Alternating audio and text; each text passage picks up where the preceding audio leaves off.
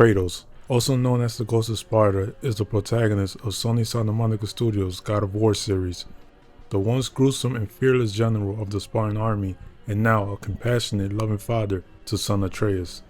Kratos is one of the most powerful characters in all of fiction. The former God of War has extraordinary skills and abilities.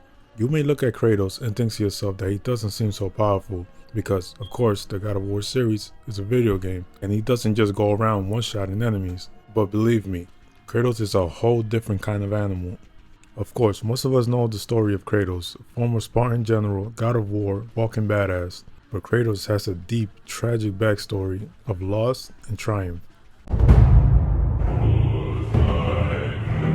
Son of mortal mother Callisto and god ruler of Olympus, Zeus, Kratos was born a demigod, unaware of who his father was. Zeus's wife Hera, outraged by Zeus fathering another bastard child, ordered Kratos to be executed, but Zeus took pity on the boy and left him in Sparta to be raised by his mother.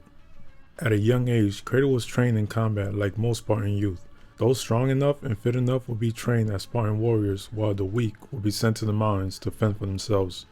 As an aggressive youth, Kratos dreamed of joining the Spartan army along his younger brother Deimos.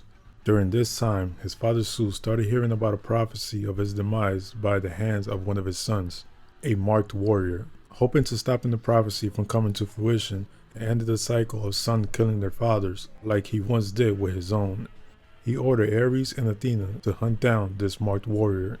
Ares noticed Deimos' strange birthmark, assuming he was the marked child that the prophecy spoke of, and invaded Sparta and took Deimos with him.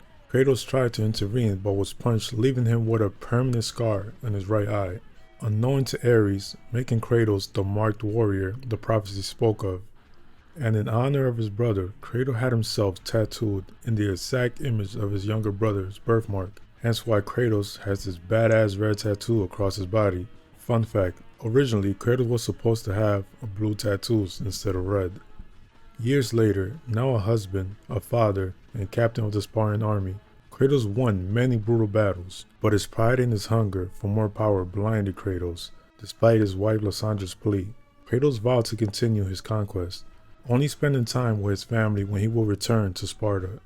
One day, Kratos and his army met their match, when they encountered the barbarian tribe led by Kratos' old foe, Alric.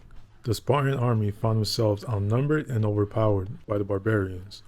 Kratos, at the mercy of the barbarian king, desperately called out to the god of war Ares, pledging his allegiance to the god of war in exchange for victory. Ares accepted Kratos' offer and killed all the barbarians, and granted Kratos the Blaze of Chaos as a sign of his servitude to Ares. Under Ares' servitude, Kratos did a lot of despicable things like raiding villages, killing innocents, and spreading chaos in the name of the god of war.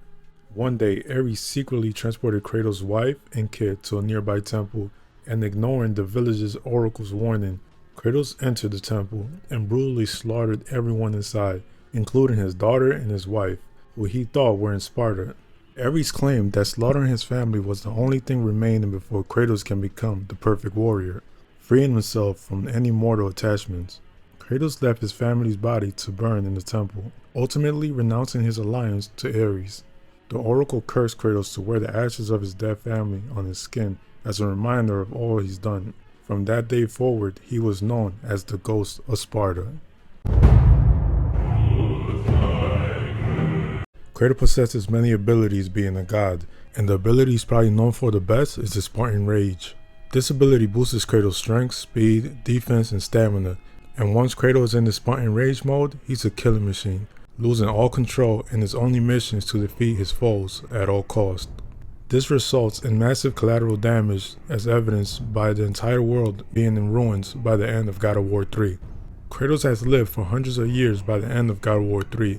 His status as God of War ensured he had achieved true immortality. He also has decades of experience that made him a skilled general in the Spartan army. This experience, along with his longevity, allows Kratos to be at his best in combat and in intellectual situations. Just by looking at him, you couldn't tell that he possesses a high level of intellect. There isn't any puzzle he can't solve, and when he moved to Scandinavia to Norse mythology, he learned the foreign language and adapted to his surroundings. If it seems like Kratos is less chatty from God of War to God of War 2018, it's because Kratos is actually speaking the foreign language and not his native tongue of Greek. A few other abilities include immeasurable strength, immortality, insane willpower, insane durability, a healing factor, an expert marksman, expert with multiple weaponry, can slow down time, has godlike speed and agility, can breathe underwater, possesses the power of hope, and probably his most powerful ability of all is love. Yes, love. The fact of the matter is, he couldn't live with the guilt of killing his family. The love for his family remained his motivator for him to finally forgive himself in God of War 3. His love for his son Atreus and his wife Faye is the driving force in God of War 2018. Like he once did for his daughter, his love for his son is the force that drove him to reach enormous lengths to protect him at all costs. So yeah guys, that's the video for today. I hope you guys really enjoy it. Do your boy a favor and like, subscribe if you haven't. Also, let me know in the comments what character you want me to do next, because I love doing these type of videos and I love doing the research and getting to learn about these different type of characters. So until next time, it's been Ultra Fresh Reviews. I'm out.